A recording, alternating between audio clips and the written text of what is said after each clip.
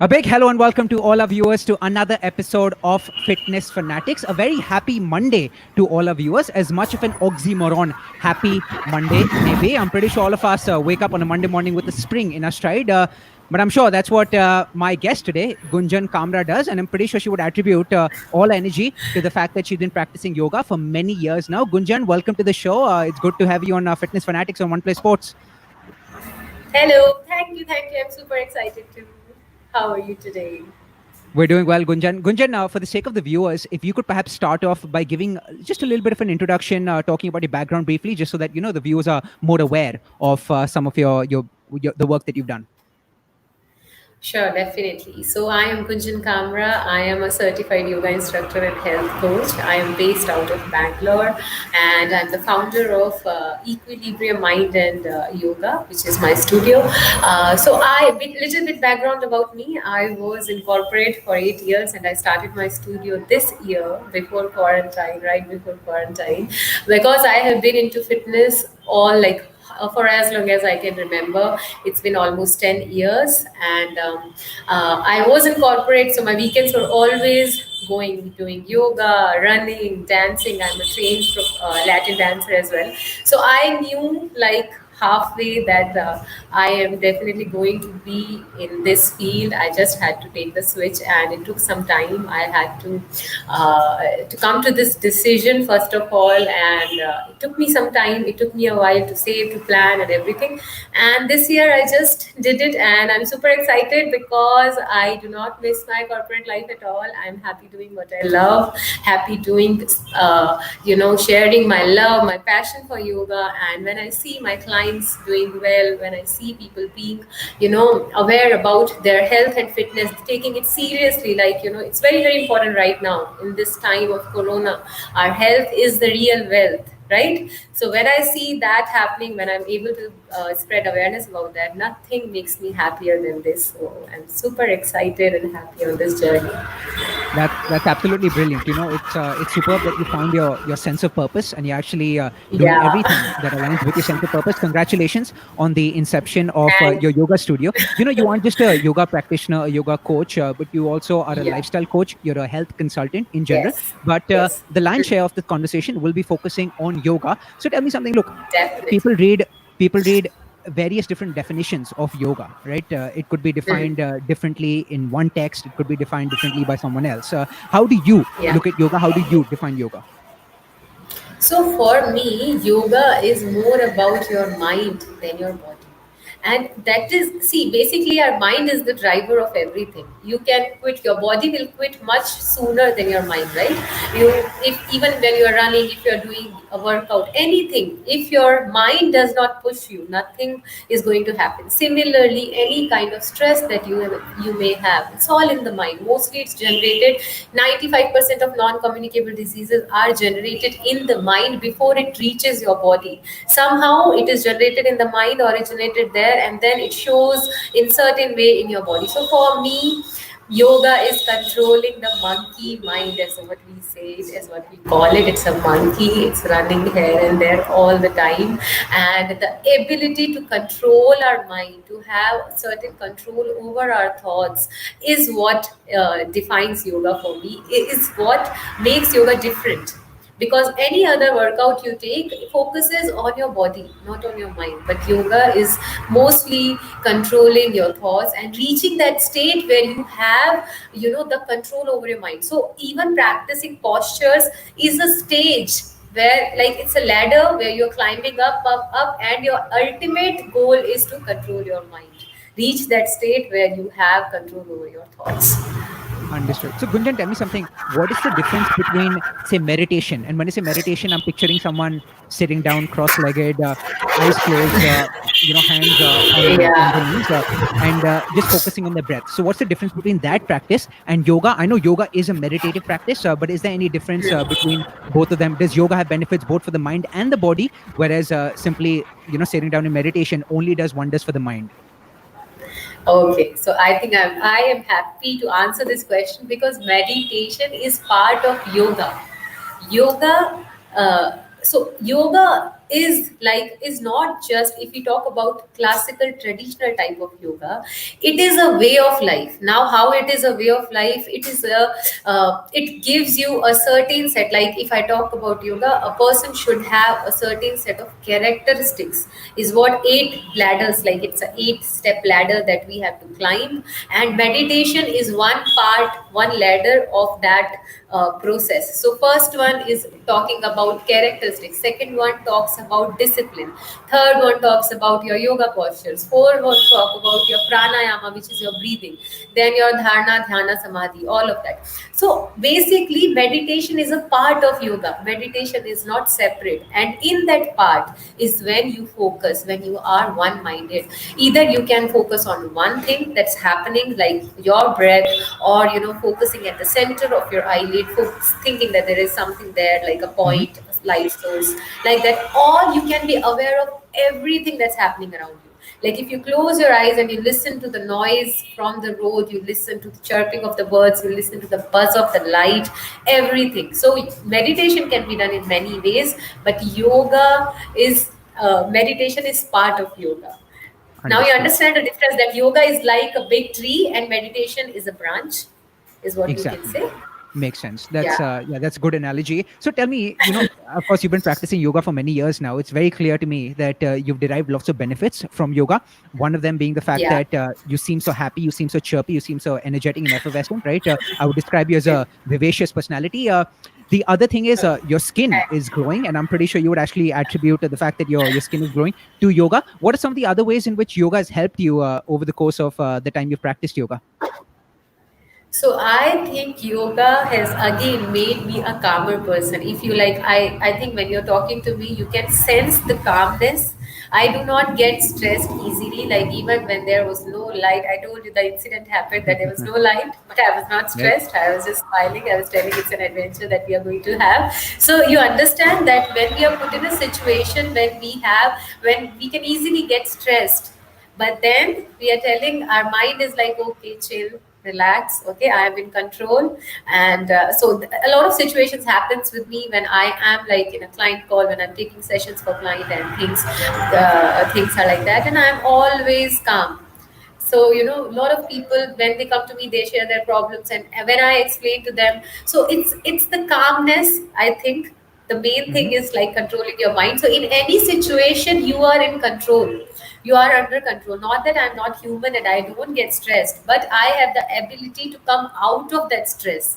And I can like tell myself, okay, just I know actually the practices to do. So I know, if I breathe, if I just sit back, if I just look at what I want to, like what is bothering me, I would be able to figure out. So that is the most important benefit, because as I told you and I repeat it to everyone, stress is the main problem, is the reason behind 95% of non-communicable diseases. So basically, yoga, when people say that it's only for depression, anxiety, stress management, because that is the main reason behind your physical ailments as well. Makes sense. That is the main reason you are getting thyroid, diabetes, PCOD, headaches, migraine, all of that. It's certain kind of stress which is generated in your mind and showing on your body. So the ability to, control yourself, control your thoughts and mind, I think the calmness, and that is the biggest benefit. Other than that, if you talk about physical benefits, they're enormous, like you name it, and it will be that there are researches behind it that yoga can actually help with any kind of physical ailments, any kind of fitness goals that you have, weight gain, weight loss, flexibility. We talk about toning, strengthening, everything, all of that. If you have allergies in your bodies, then pranayama can help with that. So all of that is like yoga has numerous benefits, but let's talk about the biggest one, which is the mind. Let's not Understood. the body. I do not focus on that, because you can, then people compare like what is the difference between doing gym and doing yoga. But I want to, even there is a difference, because you focus on your breath, but the biggest one is that it gives you a stress free life. You are Right. not Right. stressed, and that is the biggest thing. Understood. So the gym does that for me as well. I work out quite a Yeah, lot. I do a lot of resistance training, but I definitely want to ask you later about how exactly I can incorporate yoga while still doing resistance training, because I do know there are quite a few people who actually do both. So I would love to know later in the conversation how we can do that. But sure. before I get to that, I definitely want to shed. I want to ask you to shed a bit more light on how exactly you can cultivate the peace of mind that you talked about? You said that you have a much calmer mind now because of the years of yoga that you've done. So how do you cultivate that tranquility? Or why does that calmness take effect? Is it because of the fact that since you're practicing being in the present, right? Are you now not thinking as much about the future, about what can go wrong? Oftentimes people say that a lot of the worries or anxieties that we have in our mind, right, are built up by ourselves, so they aren't present in reality, Yeah. but they're concocted by us. But since you're Yeah. focusing mainly on the present and you're trying to control whatever controllables you can control in the present, the Yeah. possible plagues or the possible worries of the future do not quite affect Yeah. you, do not quite cause clutter in your mind. Is that what's happening? Can you perhaps go deeper into what I talked about? Yeah, so that is very true that living in the present, yoga is all about living in the now. Also, I do not really think about the how of what's if there's a possibility in future. Mostly, I visualize the what's, like what do I want in life, how I'm going to reach there. I do not focus on that. This is something I read in a book, and this is something I've implemented in my life. That Yeah, because when you talk about the how is when you get stressed, right? If I tell you, okay, tomorrow you will be CEO of that company, if you think about, okay, how do I reach there? I don't know, because right now I don't see any promotion. This year is Corona. I'm working from home. I'm not being recognized. All of that's going to cause stress, because you are getting like in the process of thinking what all you have to do. But you yeah, just think about, okay, I want what all will I do when I'll be the CEO? I'll implement this in my life. I'll implement that in the yeah, company, this and that. And that makes you like in a good mood, right? You are yeah, smiling, you are happy, not worried. So that is one thing that I always tell people, that focus on what, and to, leave the rest, leave the how to the universe. It will somehow fall in place sooner or later. And if you continue to focus on that, it's definitely going to happen. Also, another thing is that, yes, I generally focus on, I declutter stuff. I do not focus on a lot of unnecessary stuff in my life. That is what I try to do. There are times when that happens, when I'm overwhelmed, but then I get back to, okay, these are the things which are important, these are the things which matter. And if we only focus on the things that matter, we are going to be happy, right, right? right. So that is the reason behind that. Understood. Understood. And you touched upon this. You didn't quite mention this, the word desire, but I feel that having too many desires can also cause suffering. Yeah. I read this quote somewhere, which I find beautiful, which is that desire is a contract that we make with ourselves to be unhappy until we get what we want. So having too many desires Exactly. can actually lead Yeah. to unnecessary suffering as well. It's fine to have like one primary desire, but having too many of them can definitely cause lots of clutter within your mind, which takes away from your peace of mind. Now, Exactly. tell me something. You touched upon this briefly early on in the conversation. You spoke a bit about how yoga is different from other forms of exercise. You talked about how yoga has a strong mental component in addition to the physical Yeah. component. I would beg to differ just a bit, because I feel that weight training or resistance training for me definitely Yes. gives me peace of mind. So honestly, initially when I began, of course, I began with the objective of becoming more toned, improving my physical shape. But now, having done weight training for a few years now, 2 or 3 years, I feel that the mental benefits are much stronger than the physical benefits for me. Like I have Definitely. more or less achieved whatever I wanted to achieve on the physical front, but now it's the mental effects that I feel on a daily basis that actually gets me going and gets me hitting the gym on a daily basis, nearly on a daily basis. But the fundamental difference, based on the minimal knowledge that I have, is that some people say that yoga, as opposed to other forms of exercise, gives you energy, whereas other forms of exercise, when you're actually sweating it out in the gym, right, Yeah. entails the consumption of energy, where you're actually Exactly. spending energy. And so yoga Exactly. makes you more energetic, whereas other forms of exercise actually make you more gelatinous with fatigue, right? Is that true? Yeah. Would you concur with that? No, that's perfectly like that is as true as it can get. So what happens is, when you go to gym, that is true that you are fatigued, you are tired, and you have a satisfaction that you have worked out, and you are happy with that. So after yoga, you have burned the same amount of calories, but you have more energy, because in yoga we also focus about, towards the end, we focus on cool down, which is like a really deep relaxation. That's how you get energized. And after the class gets over, or after your yoga session, or after whenever you can practice on your own, the I don't know if you do perfect cool down, like a lying down shavasana cool down in your gym, but in I do not. yoga we lie down. Yeah, so that's what. in yoga, after you finish your practice, the part of the practice is to lie down on the ground, on the mat, and then there is a deep relaxation. There are multiple techniques to relax, like there are multiple deep relaxation techniques, so we can follow anything, but the idea is to relax each and every body part of like each and every body part, so that after you get up you feel like I have enormous kind of energy, I can do anything, and the fatigue is not there at all. And that Got is it. when yoga gives you energy. There are also exercises like Surya Namaskar. If you talk about Surya Namaskar, Yeah. people do 108 Surya Namaskar. I do 108 Surya Namaskar, and like you will be sweating like you have run for a longer time of you, or you have Hmm. done a good workout. But after that, you wouldn't be fatigued. You would feel energetic, because the form of exercises that they are, it gives you energy, it draws power from the solar energy, and hence it energizes you rather than it, taking it away from you. So that is definitely there. What you spoke about it was correct, and what you heard about it is correct. Lovely. That And is a difference. continuing with this point, this might be very specific, this might be subjective, this might be anecdotal evidence, but some people who practice yoga talk about the fact that they can also, make do with 5 or 6 hours of sleep as opposed to needing 7 or 8 hours of sleep. Yes, Is it yes. true for everyone who does yoga or everyone who has been doing yoga for quite some time? Because trust me, if this is actually true, then you have won me over. You have convinced me. I am sold. I'm going to be doing yoga because I absolutely hate sleeping. I do not like sleeping. I love my waking hours, but I do understand the fact that Yeah. it is a necessity, so I can't really do without sleeping. But if I can actually sleep for maybe 2 hours less while still not experiencing the damage or the debilitating effects of sleep deprivation, then you won me over. I'm going to do yoga starting today. So do it now because that's true.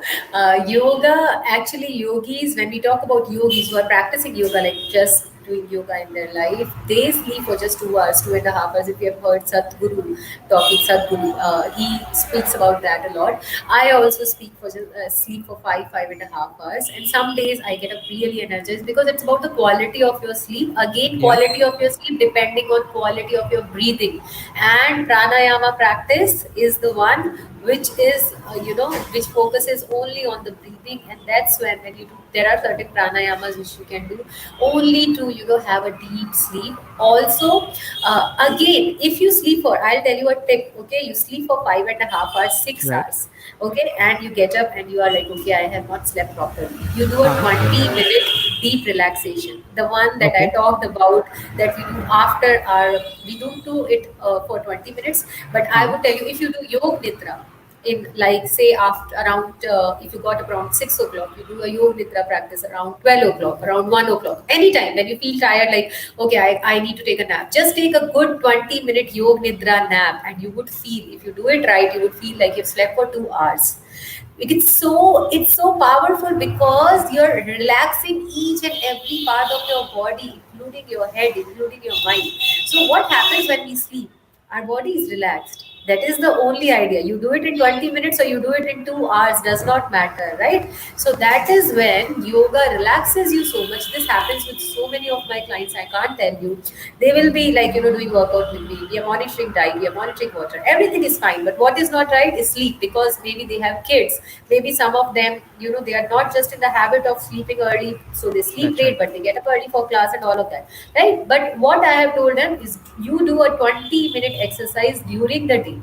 We cannot change. You cannot not have kids. When you have kids, you Yeah. have kids. They are going to wake you up in the night. You can't help Right. it, right? Right. But you can still make your day better by just taking a 20-minute nap. You can take two 20 minutes nap. That is still better than, you're still saving 1 hour and 20 minutes, and you're Yeah. still energized, right? So that is something, you try that, and you try sleeping for 5.5 6 hours one day, and try yoga nidra. You can YouTube Google anything, and 20 minutes ka practice, if you try, I think you'll be able to see a difference, and then Understood. you can make the switch to yoga permanently. Right. Right. So tell me something. What does your sleep cycle look like, if you don't mind me asking? Do you typically sleep around, say, midnight, 12:30 in the morning, and then wake up around 6? So that's about 5.5 hours of sleep, and then you perhaps take a power nap or yog nitra, as you called it, sometime midday, and that gets you going. Or do you rely on coffee? Do you So rely on any other stimulants or psychoactive substances? Not on coffee for sure. I Okay. think I am a chai person. So if I have chai, that is Okay. because I just love chai, and Understood. I have it Understood. once or twice, not for the sake of staying up or something. Got it. Sleep cycle does not look like a sleep cycle of a yogi. I sleep around Okay. 1:30, and I have my Okay. first session around 8 o'clock. So I Okay. am up by 7:15. If I'm Okay. not, like these days, I was unwell, and Bangalore's weather changed, so I was sleeping for 6.5 hours. But maximum that I have slept is 6.5 hours only. So I sleep around 1:30, and I get up around 7:30 is what my sleep cycle looks like. In the day, post lunch is my nap time, is when I sleep for 20 minutes. That is my nap Okay. time. And that is what keeps me energized, because before lunch I have my continuous sessions, regular sessions. I'm already energized because I'm doing yoga, right? So I do Yeah. not need to and what I do, another thing that I also do is every time a session ends, I also take a 5 minute cool down relaxation. So if Understood. my students, because I will be speaking and they will be relaxed, right? But my session ends and I also lie down in shavasana, and I relax my full body, and that's how I am energized, because it's a physical job. Obviously, it's taking away from you. So that is why relaxation throughout the day is important. So Understood. I would, like, if I would finish a 2 hour long session, like two sessions back to back, then I will take 10 minutes of break and I will just lie down. And 20 minutes nap is my post lunch nap, which is also good. Post lunch nap is good. So that is the time I fixed for my nap, and that sometimes I would get up and I would feel like, oh shit, I slept for so long, and it would be just 15 minutes. Oh, wow. Like, I would have the feeling that, it has happened to me so many times that I would feel that I slept for 2 hours, and I would get up and I'm like, shit, what's the time? And it would just be 20 minutes, 15 minutes, like that. Brilliant, brilliant. 1 year down the line, if we're having a conversation, and if I've actually reduced the number of hours that I'm sleeping on a daily basis without quite feeling the pernicious effects of a lack of sleep, then I'll be forever indebted to you. For a few minutes, I'm going to pivot to the questions that we have coming in on our Facebook live chat. Definitely. After which, I'll come back to some other questions that I had on my list. So we have Priyam Saha, I believe, a friend or a colleague of yours, saying, "Looking good, Yeah. Gunjan." Hi, Preet. Thank you. Then we have Nandini Garg, who's asking you, what's the primary difference between Hatha yoga and Vinyasa yoga? Assuming I pronounced both of them correctly. So Hatha yoga is basically, it's all the postures are almost same, and it's only the difference between prime. And again, a lot of people define different types of yoga differently. That is why people are always confused. So I was also confused for a lot of time, and for a long period of time. What I have understood and what I practice, and whatever I have read, is that Hatha yoga is where you stay into the posture for as long as 45 seconds or something, and Vinyasa is where you are flowing with the breath. So you are inhale, exhale, and all of that. So it's flowy. Where in Hatha you stay longer in a posture and you hold the posture. Understood. Brilliant. Then we have Akshay Lokhande, who's asking you, should one do yoga when one is sick or when one has body pain? Will it help? So you should be doing restorative postures.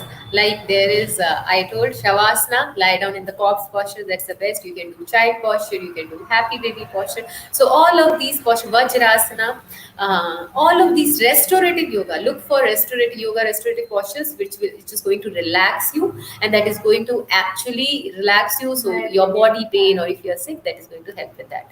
But rest it out. So ideally, you want to deepen your relaxation and your rest. So that is what you want to do. You do not want to tire your body. Understood.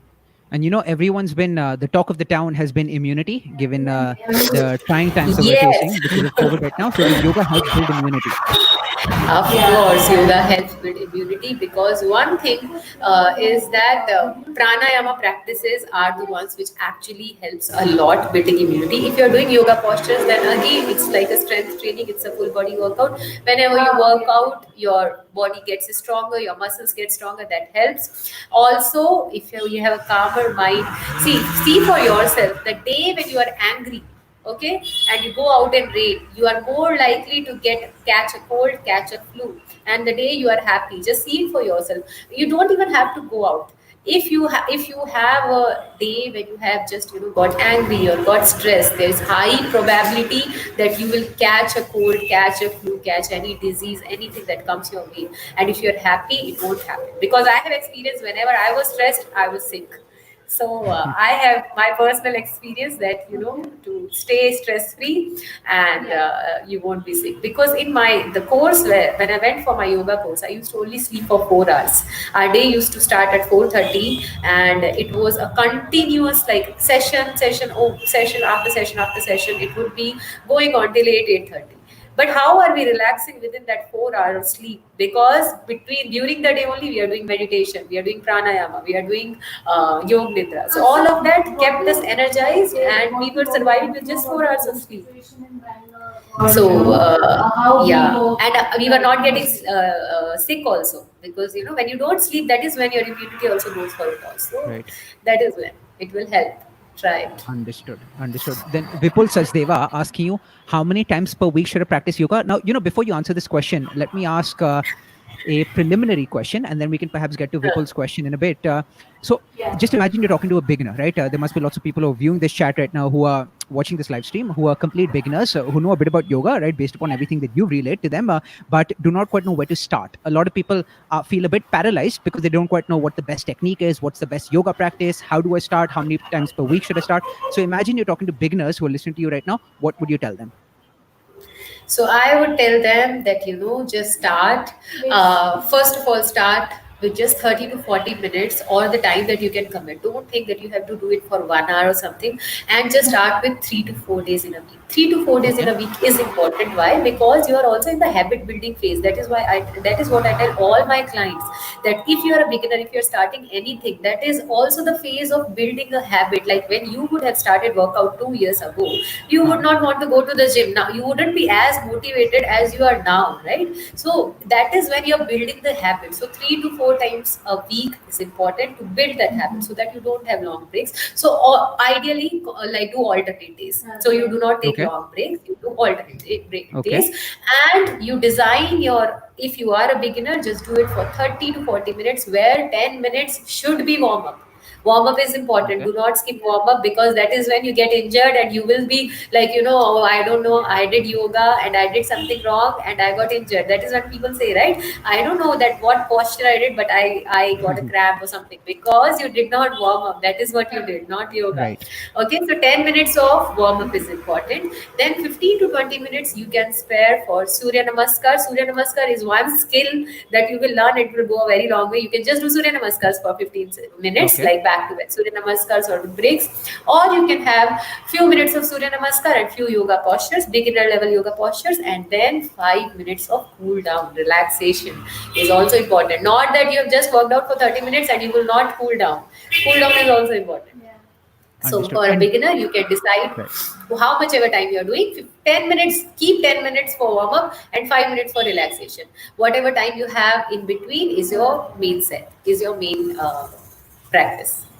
Understood. So to sum up what you said start with about 3 to 4 times a week, Yes. 10 minutes for warm up, 5 minutes for cool down at the very end, and in the middle, the 20-25 minutes Yes. could be spent Yes. doing your different asanas with a focus on Surya Namaskar. You could spend about 10 to 15 minutes on Surya Namaskar when you're starting out as a Surya beginner. Namaskar is the easiest.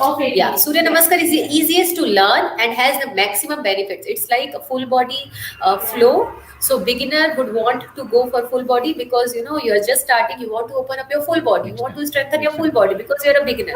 So that is why I mentioned Surya Namaskar. Understood. And is there any specific time of the day when you should be doing this? A lot of people talk about how you should be doing this first thing in the morning when the sun is out there. You should be facing the sun so that you can actually derive energy from the sun. Another thing that people say is actually not just facing the sun indoors, but actually facing the sun outdoors, because when you're actually touching the earth, then there's some sort of connection between your body and the earth. Are these things true? Would you recommend doing things this are outdoors true. early in the morning? Yes, these things are true, that you should be doing it while facing the sun, because the morning sun is the one which can actually energizes you a lot. But again, choose the time which you can do. I would suggest doing it early in the morning, because there's no procrastination. You don't know what's going to happen by the end of the day. By evening, you might have a fight, you might have something that's demotivating motivates you, and you wouldn't want to, cancel or, skip your session, because that is the first thing we do when we have to do that. Yeah, So I think that is the thing. That is the reason behind doing it in the morning. understood. Fantastic. So I'll come back to a few other questions that I had, but we have a Please. couple more questions on the live chat. Here's Mahavir Sepat asking, "Hi, this is Mahavir from Bikaner. Which yoga does help in getting rid of skinny body, and how do you actually gain some weight or gain some muscle mass doing yoga? Thank you so much in advance," he says. Okay. Hi, he's my friend. Hi, Mahavir. So, for if you have to gain weight, first of all, you have to eat a little more than what your body requires, which is the basis of weight gain and weight loss. That if you want to lose weight, you have to eat less. If you want to gain weight, you have to eat a little more than what your body requires, right? Also, eating healthy, not just eating more, eating the right things.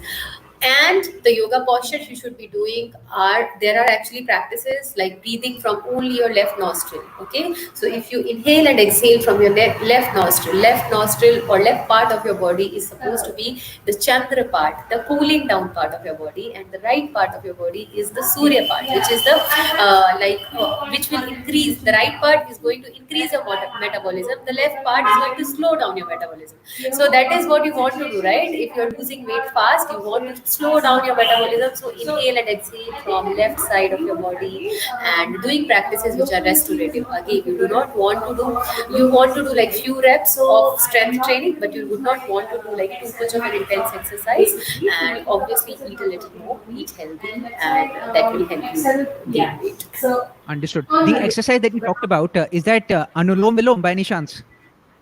So it Or is is that different? Chandra Anulom Vilom. No, Chandra Anulom Vilom is where it's an alternate nostril breathing, so it balances, right? Because you inhale from left, exhale from right, exhale from left, And inhale then from switch. right. So Right. it is balancing your left and your right, basically your sun side and your moon side, right? But when we only want to, like, see if you have high BP, right? So I would suggest do Chandra Anulom Vilom, because that will cool down your body. That is what you want. If you have anxiety, if you have depression, your mind is running so fast that you want to cool down your mind. That is when you would focus only on the Chandra side, the left side. So these practices, see, understand, it's so powerful that it can actually, I am telling you, I have a stress management batch, okay, and we do a lot of Chandra Anulom Vilom in that. And after that, I would get sneezing. Why? Because I've cooled down my body, and I'm not Oh, stressed, but that's still cooling down my body. So after the batch gets over, sometimes I get catch cold because my metabolism is lower down, and I am like, so that is how, like, should not be doing to a people who are already like in Bangalore, it's already cold. So I should not be doing that too much, because that will make my body more cold. So that so if your happens. It if your actually if your works. metabolism has gone down, then your body isn't quite producing as much heat. Is that what's happening? As a result of which you're feeling Yes. colder? Okay. Yes. Okay. Yes. And if you do it from the opposite side, like if you do it from your right nostril, Oh, then your inhalation and body produces a exhalation. lot of heat. Yes, and that is when your flu, your allergies are also going to go away. That is when PCOD, women have PCOD so much, and PCOD is what? Like it's kind of a cyst in your ovaries, right? So it will melt down your cyst as well. So that is when so many just breathing. And I will tell you, there was a research done. Again, if you just breathe from inhale and exhale from the right side, the Surya side of your body, you are going to lose weight because it's increasing your metabolism. You do not, there was a research done, and it showed that if you just continue your routine as is today and just start with Surya Anulom Vilom, people lost around 1.5 kgs of weight without changing anything. Their routine was exactly same, their diet was exactly same, their activity was exactly same, and they lost just 1.5 kilos of weight doing it 4 times a day and 27 times in one go, like So 27 inhalations, exhalations, like that. Gunjan, are you really trying to tell me that for the past 2 or 3 years, I've been spending nearly every single day sweating it out at the gym, spending 45 minutes or 60 minutes when I can just be sitting down on the bed in the comfort of my own house, breathing and losing weight? Yeah, that is true. But see, when you work out, you strengthen your body, right? Right, So right. I'm muscle kidding. strengthening is happening. But if for someone who can't do it, like people who can't go out, that is a tip. Ghar baithe baithe you can do it. Just sit at your home and just breathe. Also, when you breathe, you're going to calm down your mind anyway. So why not just try this? This is a Right. research which is very very successful and which was done on a lot of people. Brilliant, brilliant. So that's two birds, one stone. You can calm the mind, and you can also end up losing a bit of weight in the process. Exactly. We have Aishwarya Exactly. asking, what should be the ideal duration of a yoga session? I know you talked about 35 minutes, but as you become more and more advanced in your practice, say you go from a beginner to an intermediate, from an intermediate to advanced, can you actually scale it up from 35 minutes to 40, 45, 1 hour? How long do you typically do it for? I do it for 4 to 5 hours every day because I have sessions and I love to do it with my clients. So, with most of my clients, I would be basically doing what I want to do and they will have to do this. So, I'm telling you this that I become selfish and sometimes that's how I plan my sessions. But I typically do it with a lot of my clients, jokes apart, and I work out for 4 to 5 hours on a minimum every day, or not minimum, maybe average. Some days it's more, some days it's less here and there.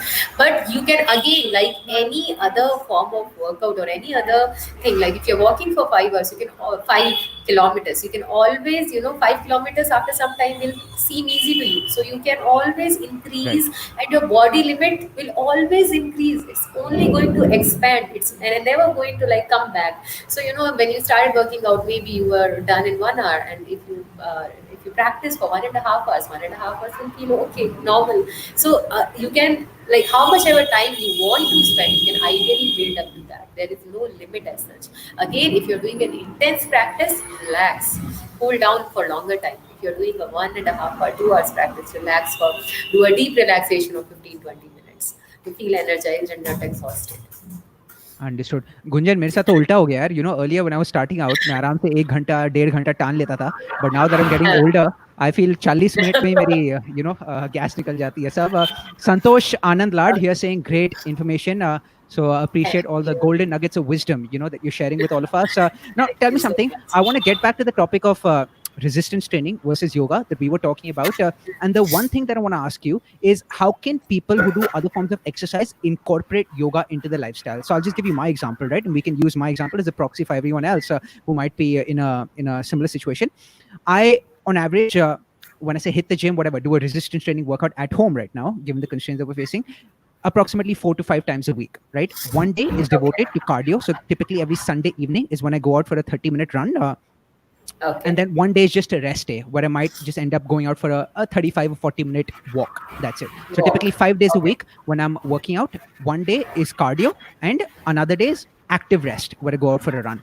So how do you think, how would you suggest incorporating yoga into my lifestyle, assuming that I do not quite want to reduce the frequency of weight training, or even if I do end up reducing it, I don't want to reduce it drastically. So maybe I'm fine going from 5 days a week to maybe 3 or 4 days a week, but I don't want to go any lower. So how can I still Yeah. fit yoga into my practice given everything else that I'm doing right now? So what you can do is you can pick up postures, like if you have an upper body day, you can pick up yoga postures which work on your upper body, and incorporate like that. You're already warmed up. You have warmed up your upper body. It's your upper body day, so you can try maybe bakasana. Okay, look for it.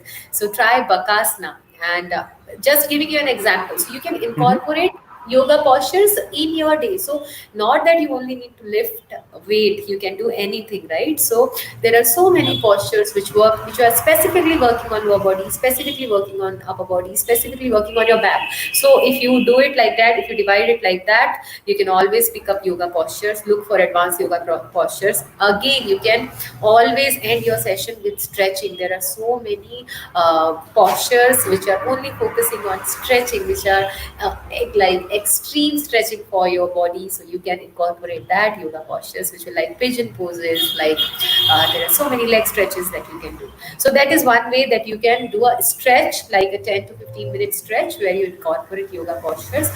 Also, you can just keep one day where you do a full body yoga thing, like you can do surya namaskars, and you can do postures which work on your full body, like Right. there are Right. warrior postures, there are standing postures. When you are doing a standing thing, it basically works on your full body. So there are standing postures which you can do, and it will actually see yoga. What it does, it does strengthening, flexibility, and at times meditation together. So Absolutely. you do one exercise and you are getting the benefits of strengthening, your body is becoming flexible, and it's also a meditation, because you are inhaling and exhaling. With every posture there is inhalation, exhalation involved. Okay, so if you have to take your hands up, you have to inhale. If you when basically the idea is, whenever you open up your body, you inhale. Hmm. Whenever you squeeze your body, twist your body, crunch your body, you exhale, because that is what ideally happens also, right? When you That's crunch, right. obviously the air will come out. When you open up your chest, obviously the air will go in. That is the ideal position. But that's what we do. So it's a mix of one posture. Like, if you would want to invest your time, if I tell you time is money, right? So Huh. if you are investing one time on one exercise, Huh. what would you want to get? Would you want to work on strengthening differently, and then flexibility after? Okay, I will do flexibility session separately, and I will do meditation separate session separately. Hmm. Or would you want to do all in one? That 5 minutes I spend on one posture, and I'm All getting the in one. benefits of That's right. all in one, right? So that is Absolutely. what I say. Like, yoga, just we do postures where your legs will be strengthened, where your body will become flexible, because it has to be done like that. Like, see, if you talk about a lunge is a similar kind of posture, because it increases your flexibility and it also works on your strength, right? So yoga may also, we have postures which are doing that. So I'm not saying that other formats don't have those postures or exercises, but yoga ideally is like that. Absolutely. And I'm so glad you touched upon some of those points. In addition to strengthening, what yoga does is it gives you flexibility, gives you mobility, because those are two Yeah, aspects that I really lack. I might be strong, yeah, but I'm yeah, very rigid. I'm as tight as a drum. And it becomes very hard for me to actually stretch out. My body feels very tight and rigid. And so I don't quite feel as yeah, nimble as someone else yeah. who practices Hmm. yoga on a daily basis. So Yeah. while strengthening is taken care of by the weight training, I definitely feel I have a lot more work that I need to be doing on the flexibility, mobility, and the agility fronts. So you do yoga, because yoga has postures where you will be strengthening your body. I think I definitely would say try 1 or 2 days doing yoga, because I once trained. I'm still training that batch. I once trained a batch of 11 guys, 11 gym boys, and I was so scared, because I'm like, they are gym boys. They are never going to like yoga, and it was a challenge for me. Not that I was scared, but it was a challenge for me that I took upon myself, that I have to make them love yoga, and I have to somehow make them okay with yoga, because you understand that people who have been going to gym, and they used to work out with me in their gym. So they have machines everywhere, but they can't use anything. They are just doing full body thing. And first few sessions we really struggled, because none of them were flexible. And whenever I used to tell them do something, nobody would want to do it. They would just look at me, each other, and they would be uninterested. But after some days, they were like, "Oh, now I can touch the floor. Oh, wow! I never thought I'll be able to do this." And That's then a they distant figured dream out for that me. yeah, and That's a they distant lost dream for me. weight with that. And everyone told me, everyone, when I asked them to fill the form, they were like, "We want to be more flexible." I'm like, I'm gonna make you flexible, strong, everything. Don't worry. And they still are continuing with me, and they love yoga. I think I'm going to make a shift where they'll switch from their favorite workout from gym to yoga. That is my goal. That's brilliant. So tell me something. Where can people find your work? Which social media platforms are you present on? How do you teach people? Are you conducting virtual classes given the lockdown right now? If someone who's not in Bangalore wants to sign up for a class, can he or she do so? Tell us a bit about where people can find you. So I'm most active on Instagram, but I'm Okay. active on all platforms. I have my website, which is going to be up in a few days, within a day or two, and I'm active on Facebook. You can find me as Kamra Gunjan on Facebook as well. Okay. I'm active on Instagram as Kamra Gunjan. I'm also active on LinkedIn. Basically, we're present everywhere, but our most active platform is Instagram. And in on a LinkedIn, you can find me under Equilibrium Mind and Yoga, which is my studio. But And why, I am why, willing why to, LinkedIn though? Why LinkedIn though, Gunjan? I thought you left your corporate job. because LinkedIn's only for no, corporate. because I take a lot of corporate I'm joking. sessions. I'm joking. uh, because I have a lot of corporate clients, because they are stressed with that corporate work, and I'm helping them out. So that is why we are on LinkedIn. And I another thing is that I have clients from all over. Luckily, God's grace, I have clients from Paris, I have clients from Turkey, I have my gym boys from Conakry, Africa, I have Oh, clients wow. from Dubai. So, because lockdown happened, you understand, it has opened doors for all of us to connect. Earlier, people wouldn't consider going to a virtual class when they had the option to go to a physical That's right. offline class, right? But now there is no other option, and people are ready to try it out. And because we started working from home virtually, we figured we can work out also virtually, and that Right. did wonders. So now I am much more connected. I am not just available to Bangalore people, I'm available to the world. Okay, I have online sessions on Zoom, so you can come contact me anytime. Come for a session. I'll be happy to have people. I'll be happy to spread awareness basically, and break the myths about yoga. That is my favorite thing to do. Fantastic. The one question that I have to ask you, and I'm pretty sure everyone who's watching would definitely benefit from this, especially people who haven't quite practiced yoga. How long does it typically take for you to actually start noticing some of the benefits and results? Like typically when you start working out, you could be running on the treadmill, you could be lifting weights. Of course, the change does not happen overnight. It takes a few days, Yeah, right? So how long does yeah. it take before you start experiencing some benefits, mental or physical? A week, that's all. Nothing more than that. Within a week, you will feel changes. I am telling you, I have people telling me after 2 sessions or 3 sessions that they are able to touch the floor now. They feel much more flexible, much more agile, because because that is how it is. If you work on your body is a wonderful machine. So if you're putting in 10, it's going to give you 100. It's like always a good investment to Absolutely. invest your energies and time in your body. So if you are putting an effort, whenever someone comes to me and asks me of weight loss or whatever, I tell them, if you are going to work on yourself, there is no way you won't get results. It cannot not, like, it will never happen. So definitely you're going to get results. And also in my school, how I will say I am different is I never focus on the weight. The weight is the last of my concerns. I always ask my clients to maintain a change log of things. So they will always send me pictures where they are writing, they are drawing also. Some of them are really cute. They draw like yoga postures, and they'll send me pictures where they say, I'm able to lift 5 liters of water bottle that used to earlier come to my Hmm. place and I was not able to lift. They would tell me that I'm able to now lift from the ground. Now I'm able to stay up without like I'm up even after 5 hours of sleep. I am up all day and I'm energized and all of that. Those are the changes that we actually want to bring.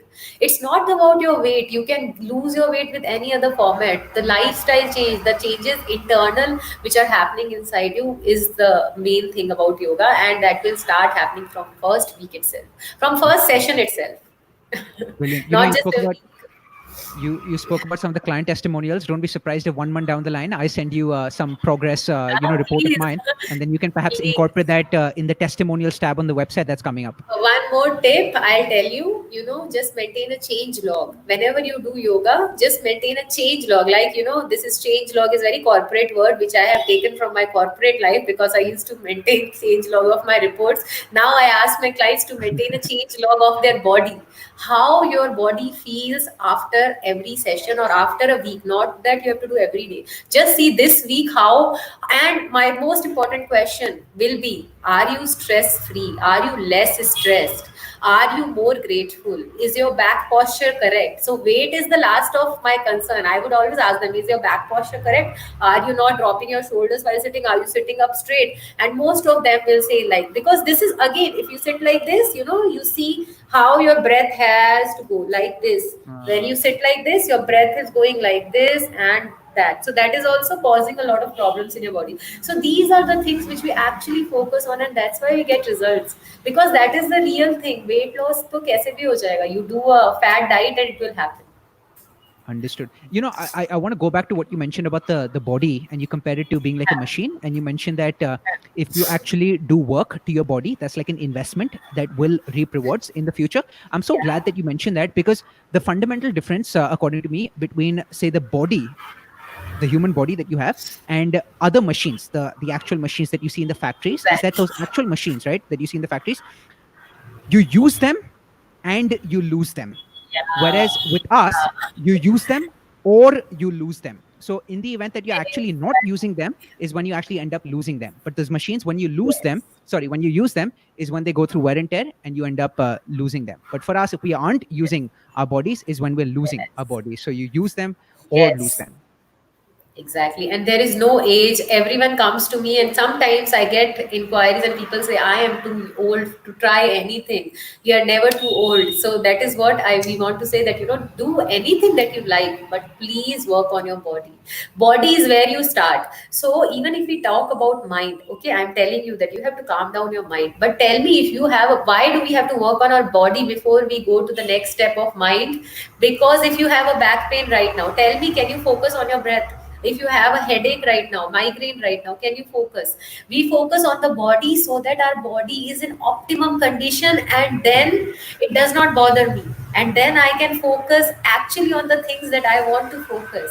Absolutely. That is why asanas in yoga is a step down. And once you are doing it properly, once you are doing it for some time, that is when you step up to meditation, pranayama, and all of that. So please work on your body. Start with your body, and then go deeper. Dig in layer by layer by layer, and hopefully you'll be able to live a stress-free life. Absolutely. That's one of the reasons why a lot of people who've actually gone through radical transformations in their life Yes, find the source or the genesis of the transformation, can trace back the genesis of the transformation to the change that they brought about to their body. And once they actually brought about the change to their body, they have the courage and exactly, the fortitude to actually bring about changes in other areas of their life. So the fact that they started working exactly. out through yoga or other forms of exercise is not just a body changer for them, but it ends up being like a life changer for them ultimately. Exactly, exactly, exactly. That is what, because body is also where we are ideally, we should be like looking at what's inside the soul of us. But body is what we have been living in, and we get connected to it, and that is also a driver, right? That is, we are eating through our body, we are walking through our body. So definitely this we have to take care of, because if we do not, then of course it's going to bother us, and then we can't focus. Absolutely. You talked about stress, and you talked about how yoga can actually help in mitigating the stress that you feel. Now, there are two types of Yeah. stress as well. There's distress, which is the bad type of stress, but there's also something Yeah. called eustress. Eustress being the Yeah. healthy type Good of stress. stress. The healthy Yeah. nervousness or the nervous excitement that you typically feel whenever you're embarking upon something that means a lot to you. Say, for instance, Yeah. whenever the couple of minutes before I'm actually going live on for a chat, I feel a Yeah. healthy type of stress, which is eustress, because it Yeah. means a lot to me. If I wasn't feeling that stress, then I would Yeah. feel stressful about the fact that I'm not quite feeling stressed. So is there that difference between eustress and distress? And I'm guessing yoga is what targets the distress, but eustress is still Yeah. fine because it actually keeps you on your toes. Eustress is fine because it's a natural reaction, right? What do we call? What is a stress? It's a natural reaction of our body or of our mind to a situation that you are put in. So Yeah. eustress, as you say, is good, because again you are excited. So again the changes are the same. Your heart rate might go up, you have sweaty palms, but it's excitement. It's good. It's not Yeah. draining you out. Like maybe you feel like little worked out, little Hmm. worked up after you do this, but then still you know that it's not harmful for your body. It's like a natural reaction that is anyway going to happen. Stress is a natural reaction. Basically, it's the time it becomes distress is when it has all the negative impact on our body, and that is what we do not want. See, now if what happens if your internet connectivity goes off, and your mic is not working suddenly, then it will be distress from eustress, it will go to distress, and that is when you have to stay calm and composed, and you're like, okay, I'll figure something out. Okay, stop. Do not panic right now, because your body is still going to give you that natural reaction, na? The natural reaction of stress. That is when we have to like work on it. Okay, chill, it's okay. Absolutely. We'll figure something out, it will come back. Brilliant, brilliant. And you had, my last question for you. You had touched upon this at the very start of the conversation, so we've gone full circle. You had talked about how yoga is a progressive or a sequential practice, right? And I Yeah. found this one Yeah. paragraph online. This was actually, I'm forgetting the name of the website, but this was a paragraph describing the yoga practice, and this was an article on you. Written about the work that you've been doing, and it said Oh, that me. yoga Oh, poses. I'm sorry. Go on. oh, okay, okay. By me. The, Written by me or written? written on you. So I don't think it was written by Oh, you, but it on was me. written on Okay. you. right? Oh, wow. And I would love to read this, that. yeah. So this paragraph says yoga poses and asanas are never simple. Do this pose and you're done. They are always sequential in nature, and there is always a progression you follow. Even when you think you have mastered a pose, you have to turn inward and try to find the meditative aspect within it. So Exactly. how does that pivot typically happen? Because initially when you're, say, mastering a pose, most of Hmm. it is mastering the outward appearance of it, the technique of it. Yeah. But once you've mastered the technique, I'm guessing there's another shift or another progression that takes you from the outward being to the inward being. Is Yeah. that the toughest bit? Does that happen simultaneously, or does that only happen once you've actually mastered the technique? Once you've mastered the outer being, can you actually move on to the inner being? So I would give you an easy example. Like if you're running, okay, let's just talk about running. So when you start running, it seems difficult, okay? You're like breathless and all of that. But Tell me after about it. some Yeah. times, it becomes natural. Does it happen to you? Because when I used to run, Right. when I was Right. running 18 kilometers or 21 kilometers, it was all my mind. My body can never take that. I'm sure that I was not training so hard that I am ready for a 21 kilometer. And when I did my first half marathon, I just planned for 12 and I ended up running 21. And I think the last 9 kilometer was my mind. And after some time, I think I was on autopilot when I was just Hmm. running. I don't Hmm. know. Right? Did Yep. that happen to you anytime? It's the Absolutely. same about yoga posture. So I'm giving the example of running because I think more people would can relate to it, or at least you can relate to it. And I know for a fact because I've done it myself. So that is the same thing when it happens to you. So when you go to a posture, okay, if it's difficult, maybe you will take few sessions to master it, your strengthening, say any posture, okay. After some time, when you have mastered it, you are in that posture. You will hold that posture. It will feel difficult. There will be like you will be continuous breathing. Oh God, when I'm going to come out of this posture. But after like few seconds, now like okay, now I can stay here. Now it does not bother me. Now it's not as difficult. So now your breathing will also go down. Like if you do deep stretches, it's what then happens to me. Like we talk about splits. So when I go into a split is when I'm like, okay, it's tiring. But when I'm in the split, when I finally reach the maximum that my body can go, is when I'm chilling, is when I'm relaxed.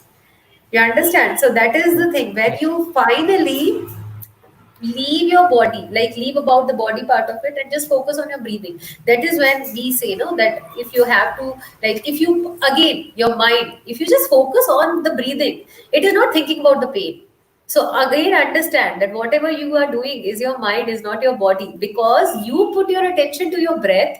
Now it's only focusing on the breath. Now it does not know about the pain because Right. you have not put your attention to it. So for the period of the time period when its focus was on the pain, it was like, oh my God, I'm dying. That's right. But now That's right. the focus of your mind, who's the driver, who's actually doing everything, is on the breath. Then it's like, okay, it's breathing, inhale, exhale, and chill. Similar case happens with running. So again, if we can master our mind, that is what yoga does. You know, So that is when cricketers talk about something very similar as well. Typically when they're close to, say, 100 runs, or say they've just scored a century, they might be on 110, 120, right? They feel absolutely exhausted and fatigued. They feel as if there's nothing left in the tanks.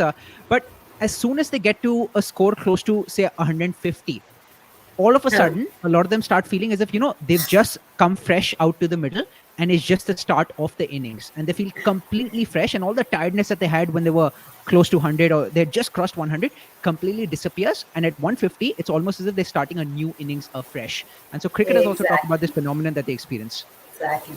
It's all their mind. How do you now you answer me? How is it possible to go back like from exhausted to energetic when they're still in the game? It's not possible. It's your mind. It's actually your mind. So if you're running for half an hour, when I did that first half marathon, I said, okay, I'm only going to do one more, and then one more, then one more. That's how I fooled my body that okay, just run for one more kilometer. My mind is actually fooling my body that only just run for one more. Yeah. Okay, now I've done 15, just do one more. Like that. And then I kept on running. That's how, because the mind, the idea is to get your mind over body, not your body over mind. And that is when you will have control over so many things, so many factors, your work, your relationships, your emotions, so many things, right? Understood. And Gunjan, my last question to you. I know I've said this 5 times, but seriously, my You last can, question for you. you can continue to ask. I don't mind. Brilliant. Does Yeah, does dopamine help as well here? The neurochemical dopamine. So, say for instance, I'm running, right, and I'm completely exhausted. I feel down and out, but I still have 5 or 6 kilometers left in the race. I might be listening to music, and say a good song comes up, and exactly, oftentimes exactly. music or external circumstances, say someone cracks a joke, that helps in Yeah, lightening up the mood, that yeah, releases some dopamine. Dopamine, of course, is that feel good chemical exactly. that you have in your Yeah, body. So yeah, maybe when you're running, when you know that the end is near, or say you might be listening to a good song that comes up, the release of dopamine might also help in temporarily at least lifting your spirits. exactly, exactly. And that's also happening in your mind.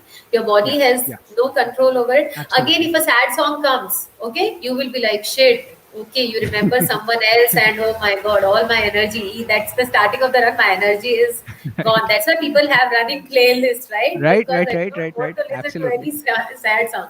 So again, what is the driver here? Now, if we talk about a sad song came at the starting of your run, is your body tired? No, it's your mind. Okay, now I have to go back to that place where I was sad, and now I don't want to run. I want French fries. So that is what happens when we give control to our mind, and we want it to be controlling in a good way, not in a bad way. Brilliant. Gunjan Kamra, it was an absolute pleasure. I think the last Same here, 60 odd same minutes that we here. spoke was music to my ears because of all the wisdom Thank that you. you had to share with not just me, but to all the viewers who are watching us live on One Play Sports. I cannot thank you enough for having spent Thank so you much so quality time much. with us on our networks and extensively and comprehensively explained to us the ins and outs of yoga. Thank you so much. And I am just a source. And also, I would say my knowledge is limited to my experience also.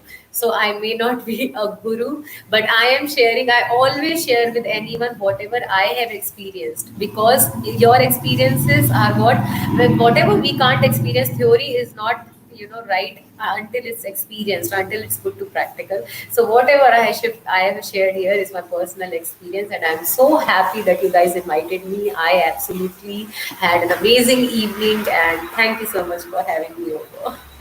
देखिए आपने आपने बहुत कुछ अनुभव किया है मेरा नाम अनुभव होते हुए भी मैंने कुछ भी अनुभव अनुभव नहीं होता किया है। नहीं, ऐसा नहीं है, ऐसा नहीं है। आपके पास एक बहुत अनुभव है। I think I should come to you for resistance training if I want to know more about it. Definitely that is there. But I would suggest, Anubhav, please try yoga. And when you see the differences, please message me. Okay, message me normally also, but message me when you see the differences पक्का as well. Okay, I would love to hear about it. Done. Thank you so much again, ma'am. And thank you so much Thank to all the you. viewers Thank you so for having much. joined us Thank for you this so chat. much, everyone. And stay tuned over the course of this week for more live action coming to you live and exclusive on One Play Sports. Have a good evening. Take care. Cheers. Thank you. Bye bye.